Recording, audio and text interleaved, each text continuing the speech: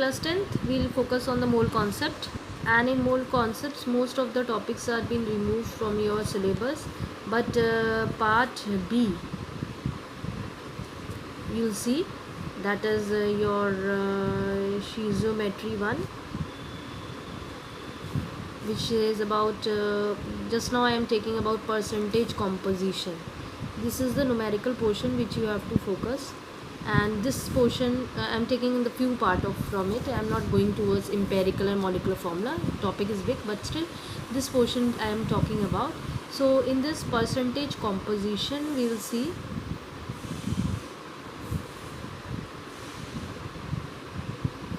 that what is the percentage composition is basically the percentage of the weight of each elements in the compound. Suppose if I give you a compound NaCl, okay, then these are the elements, we have these two elements if you see. So what we will do over here, we will calculate the percentage of each element in the compound. This is a compound, NaCl is a compound, you know, and you have two elements. What are they in this? Na, sodium is there and Cl is there, right? So we'll calculate the percentage by weight of these elements. आप इन elements के weight का percentage आप निकालोगे, तो that is your percentage composition. So percentage composition is the percentage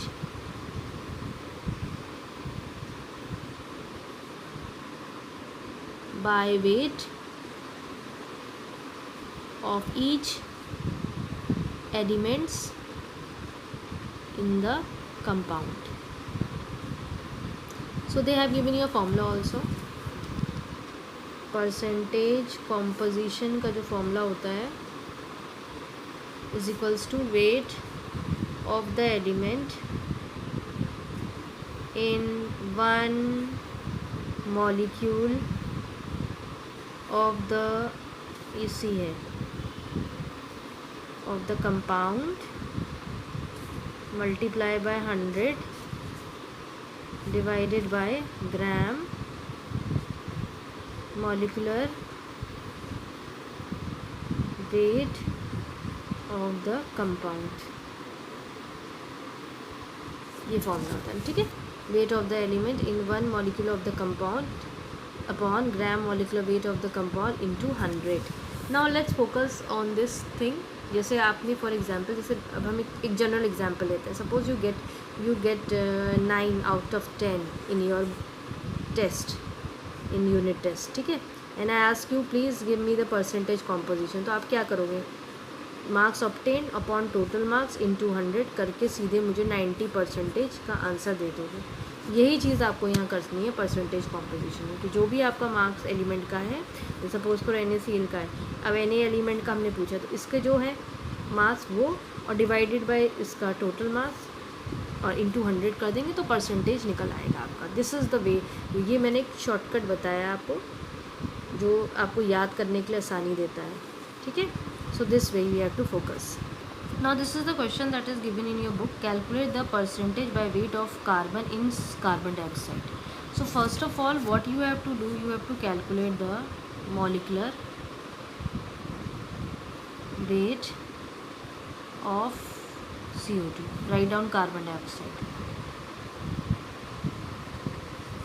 Molecular weights, this atomic weights must be given in the question paper. तो you will see that कितना है. Carbon is 12, oxygen कितना होता है इसमें, ट्वाइस इंटू 16 दी रखी ना value. So 12 + 32 you will get it 44. अब इसमें दो तरीके हैं. एक तो आप यूनिटरी मेथड अप्लाई करिए कि 44 grams of carbon dioxide contains around, carbon कितना है इसमें, एक ही कार्बन है यानी 12 grams of carbon. Therefore percentage का केल है तो 100 grams of CO2 contains 12 divided by 44 into 100. So when you will divide it, you will get it about 27.3% will be your answer. एक तो ये तरीका है. दूसरा आपने अपना फॉर्मूला लिखा, percentage composition weight of the element in one molecule of the compound into 100 divided by gram molecular weight of the compound. ठीक है. अब wait of the element in one molecule of the, एक molecule इसको compound में एक molecule अगर CO2 का लिखते हैं देखते हैं तो इसमें कार्बन कितना 12 है. यही आपने करा. आपने मॉलिक्यूलर वेट पीछे निकाला हुआ है 44. ये लाइन को यहाँ पे भी लिखना है ऊपर. ठीक है. सिर्फ ये पोर्शन डिडक्ट हो जाएगा. आपने लिखा divided by 44 into 100, you will get the same answer. सिर्फ सीन क्या हुआ, यहाँ पे आपने एक फॉर्मूला डिप्यूट कर दिया और इससे कर दिया. ठीक है. But you have to, this thing is same common molecular weight इसमें भी, इसमें भी, इसमें और इसमें भी. But this year because the syllabus is reduce and we have a proper formula also, तो please make sure you write down the formula part also. तो फॉर्मूला ज़रूर लिख देना, फिर ये चाहो तो वो लिख दो. ठीक है. This way you have to do your question. Now the next question is about sodium carbonate. तो आपको सीधे molecular weight of sodium carbonate पूरा लिख लेना, निकालना है. सोडियम कार्बोनेट का फॉर्मूला आपको बनाना आना चाहिए. It's not necessary, they will give you this thing, you have to make it sure. So twice of this is 23 plus 12 plus 16 into या 3 कुछ भी लिख लो. 6 46 12 48, you get 106. this value will get. now it's your choice क्योंकि they are asking you about the sodium part और यहाँ 2 atom है sodium के. ठीक है ना. तो थोड़ा सा ध्यान देना. चाहो तो तुम फॉर्मूला लिख लो, फॉर्मूला यही लिख लेना. अब यहाँ पे वन मॉलिक्यूल में, एक मॉलिक्यूल में सोडियम कार्बोनेट कितने हैं, 2 हैं. Let's see it. You can copy the formula from the back but remember Na2CO3, यहाँ सोडियम की 2 हैं.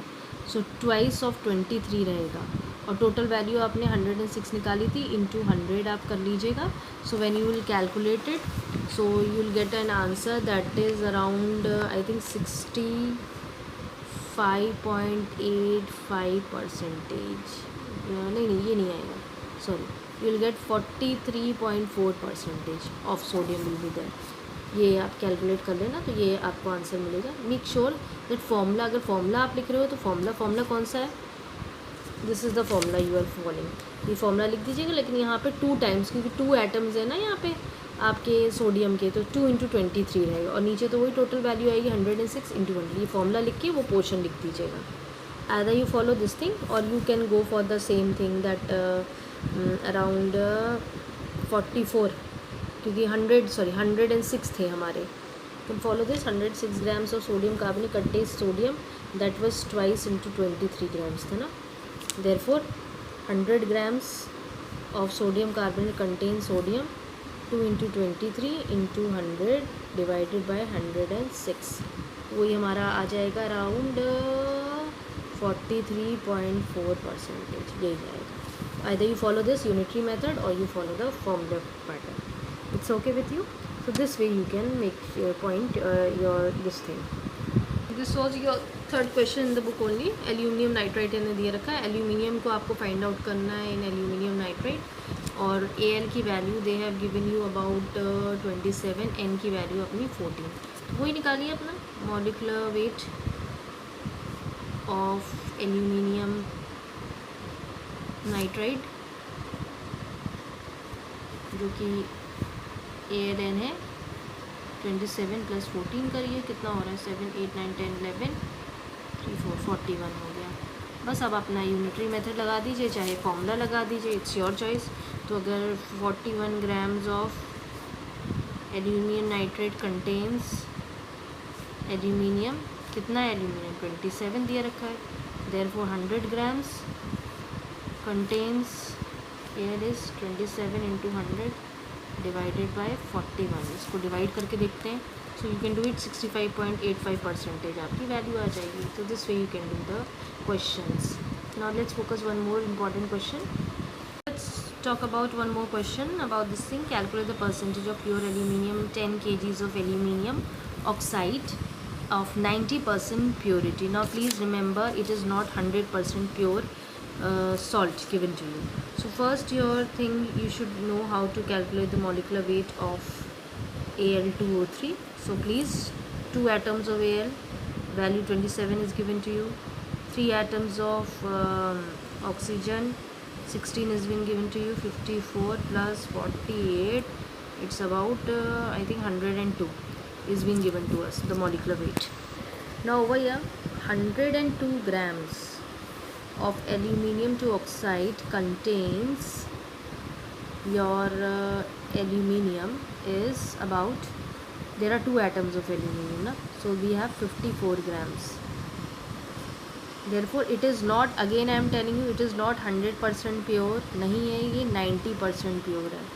तो 90% प्योर को अगर हम, और 90% प्योरिटी है प्लस जो सॉल्ट तुम्हें दिया रखा है वो 10 kg दिया रखा है, ठीक है. और तुम आंसर किस में निकाल रहे हो, ग्राम्स में, यानी 10 kg में से 90% प्योर है. 90% प्योर का मतलब कितना हो गया, 90 kg जो है वो प्योर है और 1 kg क्या है आपका इम्प्योर. इसको समझना, ठीक है. It's not 100. अगर 100% प्योर होता तो यहाँ हम 100 kg को ग्राम्स में कन्वर्ट करके लिख देते, but in this it is 90% pure. तो आपको 9 kg यूज़ करना है प्योर का, इम्प्योर को हटा दें. तो 90 kg को जब आप कन्वर्ट करोगे तो कितना हो जाएगा ग्राम्स में, 9000 grams of Al2O3 contains aluminium 54 multiply by 9000 divided by 102. जो आप कैलकुलेट करेंगे इसे तो 4764.7 ग्राम्स आएगा. अब आंसर तो आपका केजी में दिया रखा है, तो please convert it in KGs back. So ये कितना हो जाएगा केजी में कन्वर्ट करने में, ये 4.76 केजी में हो जाए. अब आप अपना परसेंटेज प्योरिटी निकालना है.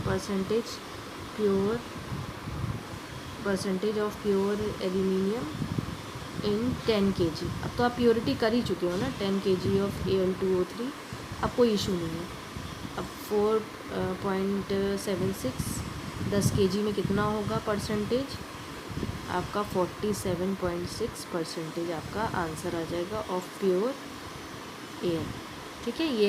ये एक इम्पॉर्टेंट क्वेश्चन है. इस तरह से कुछ भी बोर्ड में आ सकता है. एक आपकी बुक में सॉल्व दिया रखा है पेज नंबर 87 पे, उसको भी कोशिश करिएगा. एक जो अनसॉल्व था I have done, so one more unsolved is been there that you will do, so that you could understand how to do these questions.